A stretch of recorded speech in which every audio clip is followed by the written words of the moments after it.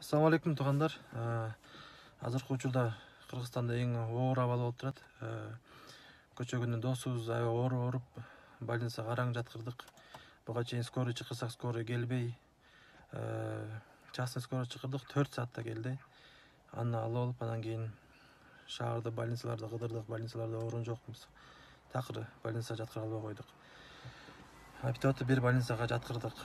Анан азыркы учурда ошо больницага биз да кирип чыктык. Кирсек, бир адамдын артынан бир адам өлүп атат дейт. Жаңы эле досум чалды, ошол жанында жаткан адамы да өтүп кетти дейт. Абал аябай оор болуп атат. Место жок, жата турган больнолор жок. Үйүндө жатып кыйналып аткандар бар. Алардын ошо укол сайганга дагы кишиси жок. Капельница кыла турган киши жок. Назначение жаза турганга дагы кишиси жок. Анан досум экөөбүз, Нурсултан Кубанов экөөбүз мындай чечимге келдик. Нурсултан азыр ИЗК курсунун офистерин берип атат 7 микрорайондо, анан жалдаган.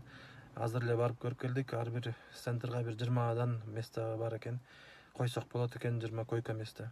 Минздрав менен сүйлөшүп атабыз. Минздрав как больница катары болбойт деп атат. Анткени көп нормалары бар дейт. Анан азыркы учурда карап атабыз. Жана капельница кое турган жер кылып же процедурный место кылсакпы деп ойлоп атабыз. Хотя бы адамдар келип врач тапсак. Азыркы учурда бизге врачтар керек болуп атат. Анан оборудованиялар керек болуп атат. Анан жанагындай кроваттар керек болот. Кимде үйүңөрдө кровать, лишний кроваттар болсо же жанагындай капельница кыла турган вешалкалар болсо, хотя бы ошолор болсо личкага жазып койгулачы сураныч. Кроваттар керек болуп атат. 40 кровать керек болуп атат. Анан врачтар керек болуп атат. Медсестра, врачтар керек болот. Азыркы учурда биз өзүбүздүн мобилизация кылып, өзүбүздүн колубуздан келген нерсени кылыш керек. Азыркы учурда 40 кровать, жанагындай капельница тура турган вешалкалар керек 40 штук.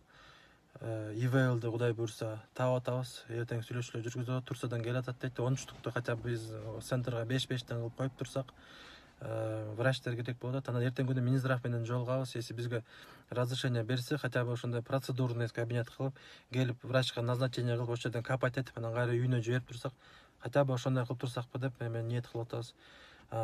Ким кандай жардам кыла алат болсо, личкага жазып коюңуздар суранабыз. Же ушул азыр WhatsApp номер жазып коем, ошо WhatsApp номерге жазыңыздар. Ким кандай жардам бере алат десе, ошондой кылалы. ИВЛ аппараттар да бар экен, $550 дейт. Турциядан заказ кылып атышат. Же кроваттарыңар болсо, же врач болуп жардам бере алабыз дегендер болсо, же защитный костюмдар керек болуп атат. Жанагындай респираторлор керек болуп атат. Анткени врачтар маскачан жүрүп эле анан ооруп калып атышат. Жазып коюңуздар суранычтар. Чоң рахмат.